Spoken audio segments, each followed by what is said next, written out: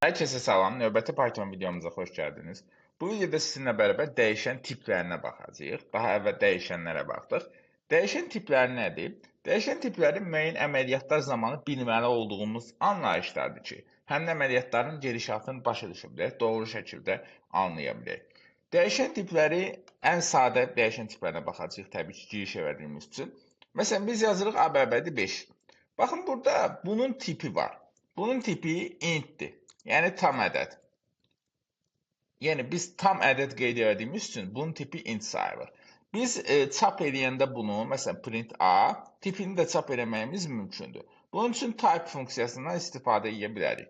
Məsələn yazdım belə, görürsüz bunun tipi çıxır int. Mən yazdım print A, qiyməti çıxdı 5, print type A, class int. Yəni bunun tipi intdir. Bu dəyişənin növü var. Int. Bu hər proqramlaşdırma dilində mövcuddur. Yəni dəyişənlərin tipləri var. Bir çox əməliyyatlar həmin tiplərə əsasən həyata keçirilir. Məsələn, biz sonra yazanda ki, A bərabəri 5,4, bu artıq float olmuş olur. Bu arada DS işarəsinin nə olduğunu daha əvvəl deməmişdim. Yəni bu şərtdir. Yəni siz sadəcə öz qeydinizi edirsiniz DS işarəsi vasitəsilə proqramın gedişatına toxunmur. Sadəcə qeydimizi yazırıq. Mən yazıram B bərabəri 5,4, bu float tipi olur artıq. Bu nədir? Həqiqi ədəd. Baxın görürsünüz 5,4 burada yazılıb float. Həqiqi ədədlər float tipindən sayılır. Və bir də yazı var. Keçən də qeyd etdiyimiz, məsələn mən salam yazıram. Burada yazıram bu. Gördüyümüz kimi bunun tipi də str yazır. Bu string sözünün qısaldılmasıdır, yəni yazı tipi. Yəni bu dırnaqda siz 5,4 belə qeyd etsəniz, bu dırnaqda olduğu üçün bu string sayılacaq. Str olaraq sayılacaq. Bunları niyə bilmək lazımdır? Çünki proqramın gedişatında bu tiplərə görə aparılır əməliyyatlar. Ona görə bunları bilməyiniz önəmlidir. Bu tiplər arası keçidlər də mövcuddur. Məsələn, siz yazırsınız A bərabərdir 5,4, siz istəyirsiniz ki, bunun tam hissəsini tapasınız. Yəni 5 hissəsini tapasınız. O zaman yaza bilərsiniz ki, B bərabərdir int A. Burada yazaq print B, print type B. Bir dənə type-ını da yazaq, type B. Baxar indi. Gördüyümüz kimi int çıxdı. Halbuki A-nın özü əvvəldə götürsək nə idi? Float idi. Çünki o həqiqi ədəddir. 5,4-dür. Biz B bəbədə int funksiyası vasitəsilə, daha doğrusu int funksiyası vasitəsilə 5,4-ün 5 hissəsini götürürük. Tam hissəsini götürüb B-yə ötürürük. B-yə mənimsədirik. Və sonradan onu çap eləmiş oluruq. Bax, bu şəkildə yazmış oluruq. Ona görə də burada int çıxır. Məsələn, siz yazıdan da çevirmələri edə bilərsiniz. Məsələn, mən yazım A bərabərdir, tutaq ki, dırnaqda 5,4. Dırnaqda 5 deyək. Mən yazıram B bərabərdir int A. Bunu yazanda A-nın özü string idi. Qeyd etdiyimiz kimi dırnaqda yazsaq da str, yəni yazı sayılır.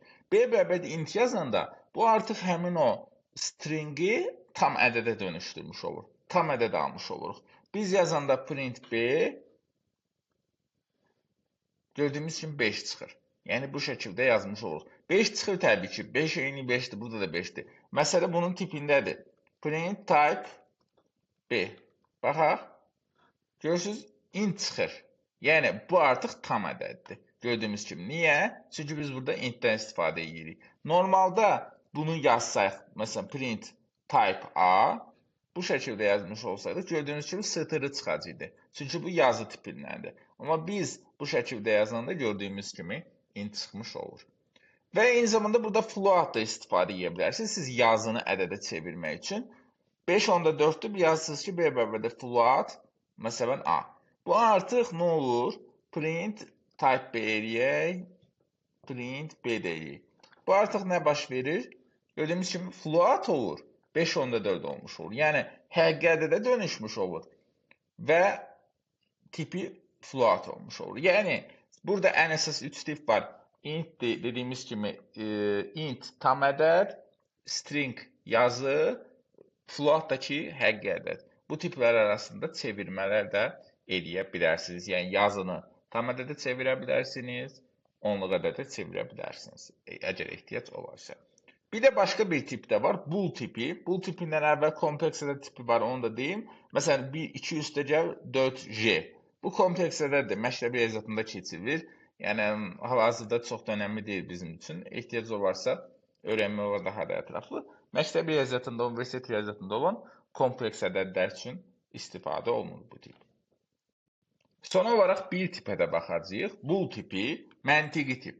Bu nədir? Real həyatda da var bu məntiqi tiplər. Onsuz da proqramlaşdırma da müəyyən qədər real həyatın yansımasıdır deyə, real həyatda olan anlayışlar proqramlaşdırmaya keçmiş olur yəni. Məsələn, real həyatda bir sıra hallar olur ki, orada qiymətlər olur. Məsələn, tutaq ki, qapının açıq olması. Qapının açıq olması fikri ya doğrudur, ya da yanlışdır. Yəni belə bir fikir var. Yəni bunun başqa bir qiyməti yoxdur. Məsələn, deyirik ki, otağın eni 5-dir. Amma qapının açıq olmasını 5 deyə bir şey deyə bilmərik. Qapının açıq olması ya doğrudur, ya da yanlışdır. Biz bunu ya doğru adlandıracağıq, ya da yanlış adlandıracağıq. Havanın isti olması ya doğrudur, ya da yanlışdır. Yəni həyatda bir sıra proseslər var ki, onların qiymətləri ya doğrudur, ya da yanlışdır. Proqramlaşdırmada da var bu. Bu true false ilə ifadə olunur. Məsələn, A bərabərdir true, B bərabərdir false. Bunları irəli mövzularda daha yaxşı anlayarsınız, daha çox mövzu keçdikcə. İndi qısaca ilkin olaraq deyirik. True'nun qiyməti, true daha doğrusu doğru deməkdir, false yanlış deməkdir. Dediyim kimi, qapının açıq olması doğrudursa, bu true qiymətini alır. False-dursa yanlış qiymətini alır. Məsələn, bunları belə də yaza bilərik. Əllə true, false. İlk hərf burada Pythonda böyüklə yazılır. Ona diqqət etmək lazımdır. Print A. Bu da sadəcə true çap olunacaq. Amma belə ifadə olaraq da qısaca bir şey göstərmək istəsək, A bərabərdir 5 böyükdür 4 yazsaq. Məsələn, print A. Baxaq. Burada true çıxır. Niyə true çıxır? Çünki 5-in 4-dən böyük olması halı fikri doğrudur. Yəni şərti doğrudur. Doğru olduğu üçün burada true olaraq qeyd olunur. Bu da mötərizədə yazılır ayrıca. Çünki ayrıca bir ifadədir. Ona görə mötərizədə yazdım. Belə yazanda da doğru çıxdı. Amma artıq mötərizədə yazıram ki, qarşılıqlı olmasın. Bu şəkildə biz true qiymətini alırıq. Əgər 5 kiçikdir 4 yazsaq, o zaman false qiymətini alacağıq. Çünki 5 kiçikdir 4 şərti artıq yanlış olmuş olur. Bu tərzdə yazdıq.